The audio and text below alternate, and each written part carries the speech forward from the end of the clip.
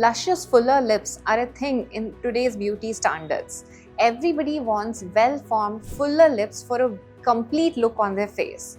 So what all can we do in terms of achieving these? Hi, I'm Dr. Deepthi, consultant plastic surgeon, Eternal Aesthetics. Few people have thinner lips by birth, and few people might have an asymmetric lip formation, that is a thinner upper lip and a fuller lower lip by birth. So how do we correct these corrections? And also, as we age, post 40 years or 45 years, we start losing fat in our lips and lips start looking shriveled or shrinkened in relation to the rest of the face. So how do we correct these? We have two methods for these, some non-surgical techniques and some surgical techniques. Let's find out what suits you. We all very well know about lip fillers. If you go abroad nowadays, we see that every woman is almost having a filler full lip.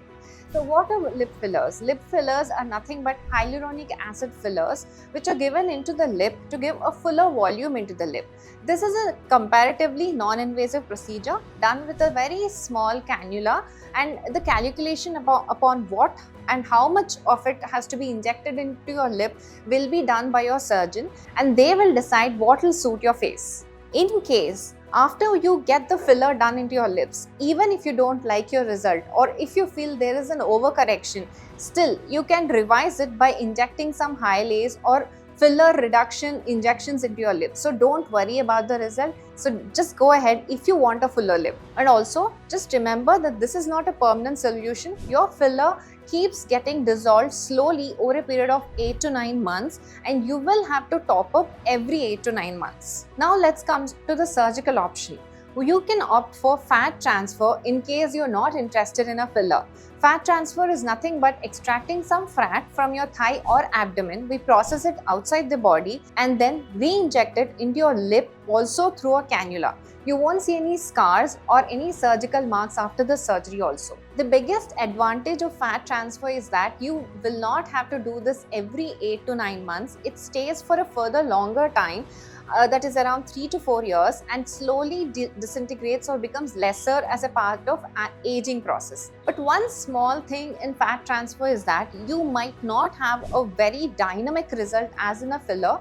The result is generally very subtle, but in my practice, I have seen people who appreciate both fat transfer and filler depending on their needs. So what suits you or which is better procedure for you is a very good understanding between you and your surgeon, and don't jump into any conclusion without talking to your doctor. The other most trending procedure is a lip lift surgery that we are commonly seeing nowadays in Instagram. We remove some part of excessive skin underneath the nose and bring the lip up and suture it back into that area. This gives a little lifted look into your upper lip and kinds of creates a younger look onto the face than your original age. The last thing that I would like to discuss is, in case you have already overly filled or fuller lips, what would you do?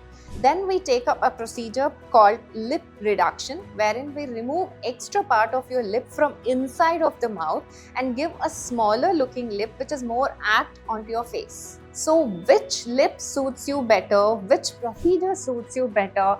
Please discuss with your surgeon, and this decision is very important because lip forms a major part of your face, and please don't take any wrong decision. Please like, share and subscribe Eternal Aesthetics channel for further useful information.